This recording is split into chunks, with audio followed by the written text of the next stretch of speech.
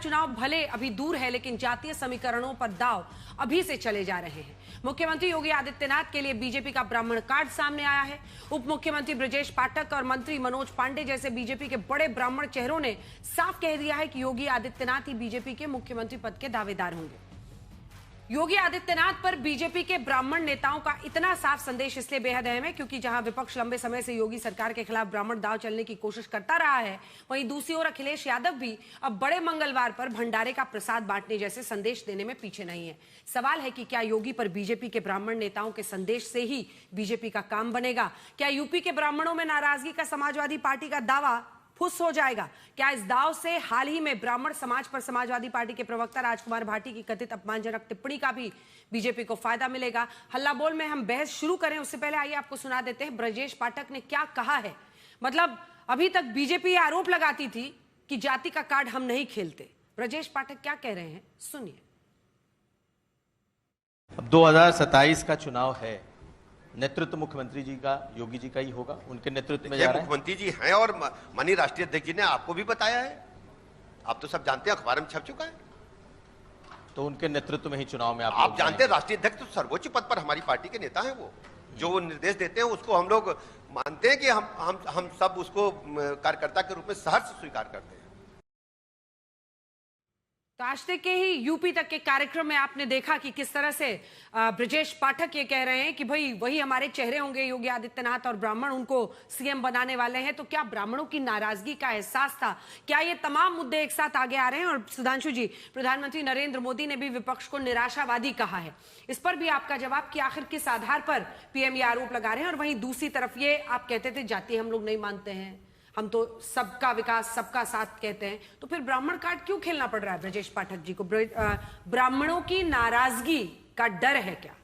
देखिए, इसमें दोनों बातों का जवाब देता हूं। अभी आपके जो इस पे दिखाया जा रहा था स्क्रीन पे, इस पे तो आपका संवाददाता उनसे पूछ रहा है कि मुख्यमंत्री कौन होगा, तो उप मुख्यमंत्री ये कह रहे हैं कि राष्ट्रीय अध्यक्ष जी ने कहा है कि योगी जी होंगे। इसमें कार्ड कहां से आ गया? ये तो बिल्कुल जिसे कहते हैं संगठनित व्यवस्था की बात है कि उत्तर प्रदेश के उप मुख्यमंत्री ब्रजेश पाठक जी कह रहे हैं हमारे राष्ट्रीय अध्यक्ष नितिन नवीन जी ने जो कहा है वही पार्टी का अंतिम निर्णय है, तो उसके अनुसार योगी जी सीएम हैं, उनके नेतृत्व में चुनाव होगा। अब मुझे लगता है इसमें जो लोग जरूरत से ज्यादा कार्ड का एंगल, कास्ट का एंगल देखना चाहते हैं, उसका कारण जानते क्या है? विपक्ष की सीएम बनने की चाहत जानते किसमें रुकी है? CNM, caste and Muslim. मतलब हिंदू समाज को कास्ट में डिवाइड करो और मुस्लिम तो अपना पक्का है, इसलिए CM means caste and Muslim. मगर मुझे लगता है उनके जो मंसूबे हैं ये भली भांति देश की जनता को पता है, तो वो इतनी आसानी से साकार होने वाले नहीं है, क्योंकि भारतीय जनता पार्टी सभी को साथ में लेकर और सांस्कृतिक राष्ट्रवाद, धर्म की बात करके, और मैं कहना चाहता हूं यदि कोई उसमें ब्राह्मण एंगल की बात करके, हाँ बिल्कुल धर्म, क्योंकि यह राष्ट्र धर्मनिष्ठ राष्ट्र है, यह राष्ट्र धर्म निरपेक्ष नहीं है, यह धर्म प्राण राष्ट्र है, क्योंकि सर्वोच्च न्यायालय के एम्बलम पर भी लिखा हुआ यतो धर्मस्ततो जया। तो इसलिए हम धर्म के साथ हैं, और जो लोग धर्म विरोधी हैं वो जब जात का कार्ड खेलते हैं तो बहुत अजीब सा लगता है। उदाहरण के लिए, एक तरफ जिनके समर्थक इतिहासकारों ने लिखा कि वेद क्या थे, they were the blubber of the animals, यानी जानवरों के बीच में घूमने वाले लोगों के मुंह से निकले हुए अनाप शनाप वाक्यों के अलावा कुछ नहीं थे। और फिर वो कहते हैं कि साहब हम तो हिंदू धर्म और ब्राह्मणों के बड़े भारी पैरोकार हैं। मुझे लगता है इन सारी बातों को लोग समझते हैं। अब मैं प्रधानमंत्री जी की बात पे कहता हूं। प्रधानमंत्री जी ने कहा वो तथ्यात्मक है। राहुल गांधी जी आज से थोड़ी निराशावादी हैं। राहुल गांधी जी के मैं सत्ता में आने से पहले का स्टेटमेंट कोट करता हूं, 14 जुलाई 2011, वो कहते हैं आतंकवाद पर नियंत्रण संभव ही नहीं है। देखिए निराशावाद का एक बयान। फिर याद करिए, गरीबी तो एक मानसिकता है, अन्यथा आदमी उसमें से बाहर निकल सकता है। फिर आइए, जब 2014 के बाद इनके एक नहीं अनेक बयान, इन्होंने जाके 2022 में ये कहा इंग्लैंड में, पहले मार्च 2023 में इन्होंने कहा कि भाई why the defenders of democracy America and Europe are silent, वो भारत के अंदर हस्तक्षेप नहीं कर रहे हैं। 2022 मई में जाके इंग्लैंड में ये कहा कि साहब भारत जो है वो तो India is not a nation, it is a union of states like European union. अब आइए, इन्होंने 2022 में कहा बिल्कुल वो साहब वो तो बारूद सुलगा हुआ है, केरोसिन डाल दिया गया है, अब किसी भी समय तीली निकल सकती है, और वो जैसे कहते हैं सीली हुई तीली के थ्रू 4 साल उन्होंने गुजार दिए हैं।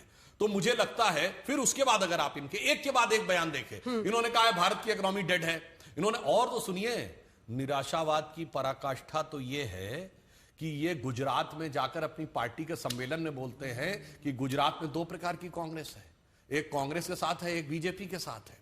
अब बताइए इससे ज्यादा निराशावादी प्रतिक्रिया क्या होगी? चुनाव के दौरान निराशावाद की पराकाष्ठा क्या है?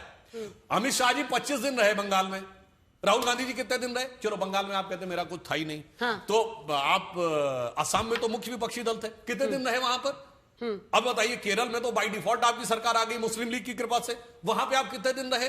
उस समय आप डिफॉल्ट से जीते, मुस्लिम लीग की वजह से जीते। और भारत के इतिहास में पहली बार, स्वतंत्र भारत के इतिहास में मुस्लिम लीग के 5 मंत्री बने हैं, उस जिन्ना की मुस्लिम लीग के जिसने देश का विभाजन कराया था। और अगर कोई ये झूठ कहना चाहे कि ये वो मुस्लिम लीग नहीं है, तो मार्च 1949 में मोहम्मद इस्माइल और पीके पोकर साहब बहादुर जिन्होंने ये मुस्लिम लीग बनाई, वही जिन्ना की मुस्लिम लीग के मद्रास प्रेसिडेंसी के अध्यक्ष थे। और जिन्ना को कायदे आजम कहा जाता था, तो मोहम्मद इस्माइल को कायदे मिल्लत। तो मुझे लगता है, हाँ। इसलिए मैं पूछना चाहता हूं भाई साहब, आप थे कहां? आप तो वियतनाम में थे, वो निकोबार में थे, और बाहर जाकर वो पता नहीं कहां ओमान में घूम रहे थे। तो मुझे लगता है एक संस्कृत का श्लोक है, उद्यमेन ही सिद्ध्यन्ति कार्याणि न मनोरथे नहीं सुप्तस्य सिंहस्य प्रविशन्ति मुखे मृगा। अर्थात उद्यमन से कार्य सिद्ध होते हैं, केवल मन में सोच लेने से नहीं। जैसे बैठे हुए ख्वाब देख रहे सिंह के मुख में अपने आप आकर मृग प्रवेश नहीं कर जाते हैं, राहुल गांधी जी वही ख्वाबों ख्यालों में रहते हैं, बाहर घूमते रहो, 2-4 बयान दे दो, फिर कास्ट और ये कर दो, डिवाइड कर दो, और अपने आप सब कुछ हो जाएगा। न मंडल स्तर के सम्मेलन हमने आज तक देखे, न इनके बूथ स्तर के सम्मेलन देखे, न शक्ति केंद्र स्तर के सम्मेलन देखे। कितनी बार देखे? कह रहे सिली हुई तिली से ये सब कुछ कर रही है आपकी पार्टी। एक भी चीज नहीं बताई कि निराश क्यों ना हो, उसका कोई जवाब नहीं मिला। कांग्रेस कांग्रेस कांग्रेस, राहुल गांधी। हम तो कह रहे हैं कि भाई आपने हिंदुत्व की भी बात की, अभी संस्कृति की बात की। गाय के काटने की परमिशन देने वाली पार्टी हिंदुत्व की बात करती है। शंकराचार्य की पालकी को उठा के फेंक दे जो पार्टी, लाठियों से बटकों को पिटवाए, चोटी से खिंचवाए, वो हिंदुत्व की बात करती है। बीफ कंपनियों से पैसा लेने वाली पार्टी हिंदुत्व की बात करती है। मुस्लिम लीग में अगर कोई मेंबर पुरानी पार्टी में था, खैर वो तो आप ही ने जवाब दे दिया कि वो मुस्लिम लीग नहीं है। अरे भाई, आज निराशावाद का, आप नीट और सीबीएसई के एग्जाम के बाद आप बच्चों की निराशा तो देख लीजिए जाकर क्या हालत है। मोदी जी कह रहे हैं आत्मनिर्भर भारत उन्होंने नहीं होने दिया।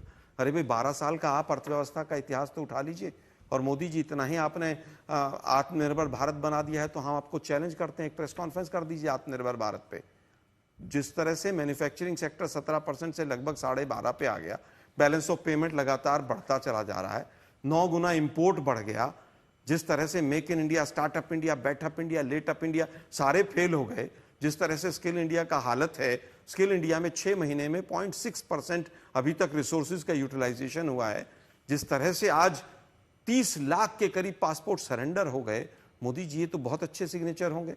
आप जिस तरह से साइन होंगे, जिस तरह से देश के ऊपर 5 गुना कर्जा हो गया, आज जो हालत है, आप ट्रंप के सामने सरेंडर किए बैठे हैं। किसानों की आप सुध नहीं ले रहे हैं, आप हिंदुत्व की बात, इसकी बात, उसकी बात। अरे भाई, 97% बच्चे जो नीट में एग्जाम दे के आए हैं वो हिंदू हैं। 6 बच्चे जिन्होंने सुसाइड किया, 6 के 6 हिंदू हैं, उस पर एक शब्द नहीं बोलते हैं। एक आप व्यक्ति जो 4 साल से वहां पर एजुकेशन मिनिस्टर बन के बैठा है, उसको हटाते क्यों नहीं मोदी जी? क्या बच्चों की निराशा आपको दिखती नहीं? क्या वो बच्ची कल जिसने सुसाइड किया है, उसकी निराशा आपको नहीं दिखती है? केवल राहुल गांधी के ऊपर बयान देना, कांग्रेस के ऊपर बयान देना। अब तो 12 साल हो गए मोदी जी आपकी सरकार को, क्या आपकी कोई जवाबदेही नहीं? क्या आप कोई अकाउंटेबिलिटी नहीं लेंगे? रुपए की तुलना में डॉलर कहां जा रहा है मोदी जी? पहले तो आप कहते थे सरकार की छवि गिरती है, सरकार का ये गिरता है, सरकार का वो गिरता है, कौन आगे बढ़ेगा?